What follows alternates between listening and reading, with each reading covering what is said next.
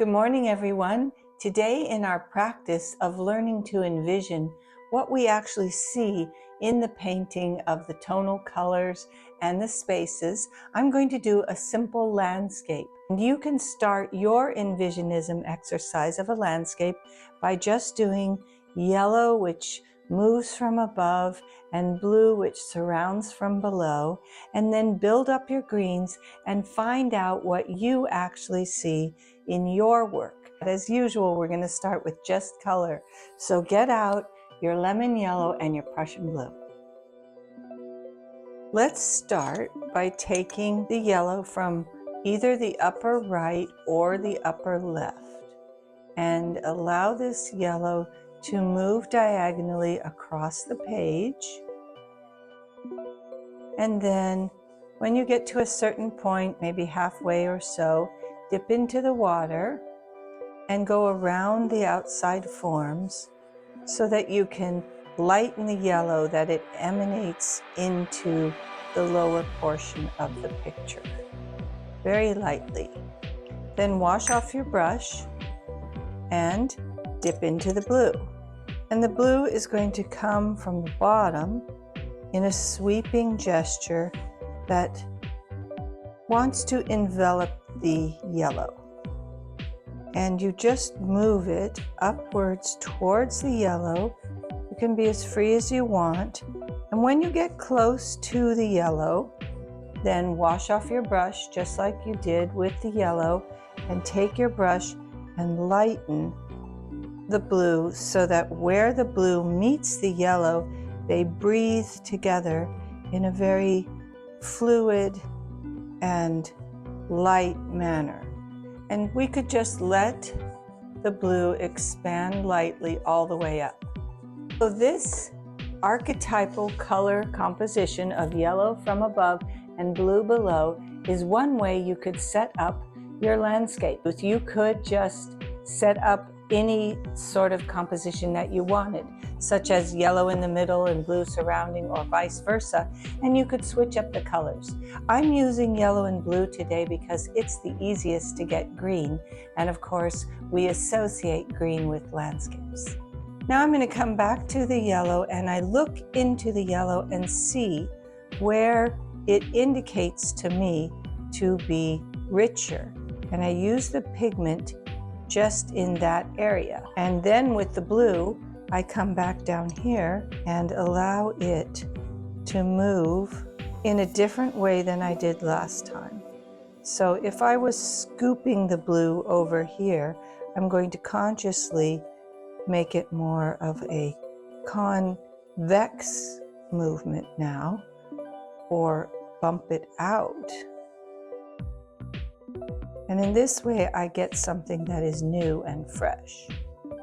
And right away, I'll just begin to allow my brush to move upwards into the yellow. And I'm kind of doing pointy gestures because I know that I'm going to have trees.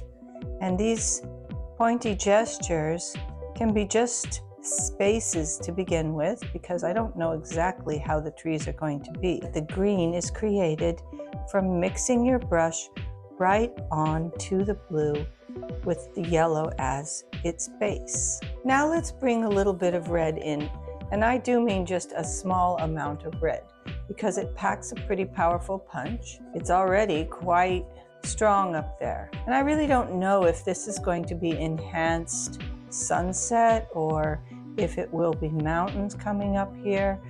I'm just going to allow the red to move across the picture. The point of this exercise is to allow the color spaces to speak to you. So if you don't see a landscape in your picture, you see some sort of animal or different sort of shapes, then just go with what you are envisioning. And since I have this orange here, maybe I'll use it in some of those background greens to get trunk-like quality. I could also bring it down here into the blue to create a rich and lush violet, really a great depth. I don't know exactly what sort of landscape I'm going to be getting here, whether it will be even a landscape at all. But I'm trying to work with what my hand tells me the colors are saying. If I want these green spaces to look more like trees, let's get them a little bit darker by adding some blue on. And I can let my brush create tree-like movements by using a horizontal movement on top of what is already there. Some will be shorter and further away, and it's fine if they overlap. In fact, it's good. Remember, trees are growing, so they're always getting bigger. Just do what feels natural to you. And then back here, maybe these are small ones in the background, so I don't have to be so detailed.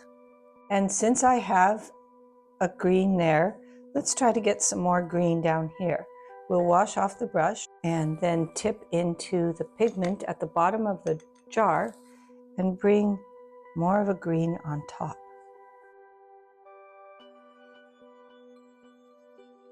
Look into all the spaces. For example, up here in the upper left corner of my picture, you can see it's very, very light.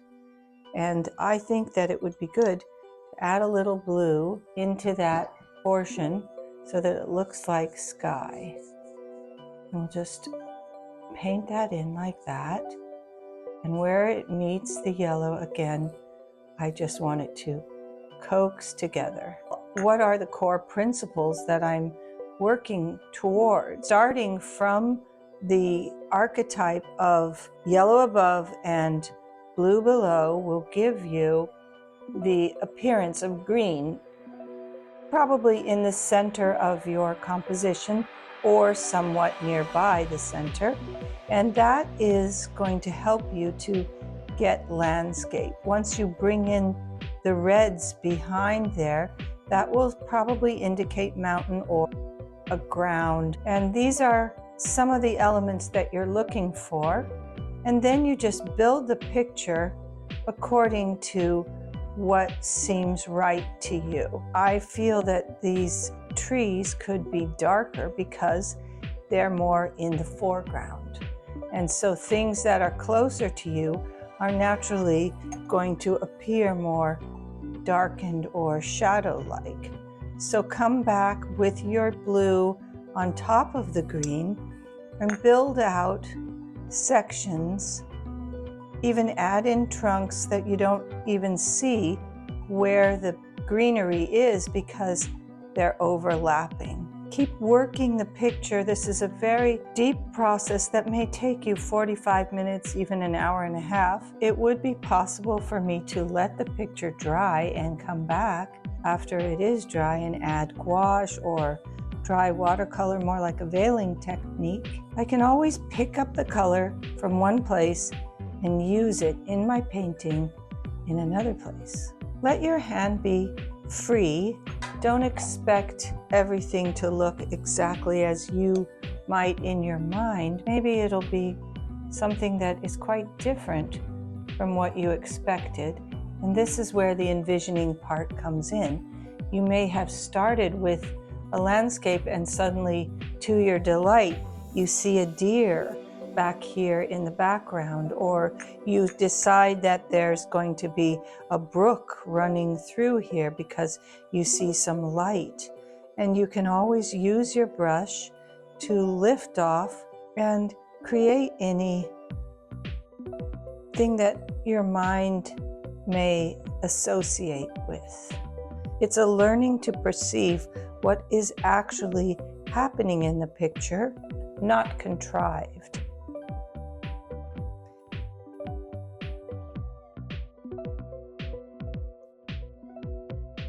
Lift it off like that, and then maybe I add some of this red-brown here to the edges.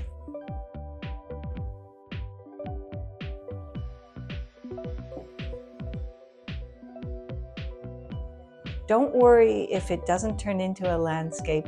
It might be just suggestive of something else to you.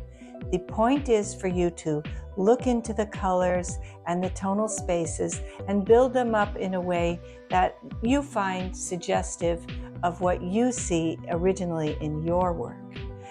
And please subscribe to my channel and go to my Patreon if you'd like more wet on wet exercises.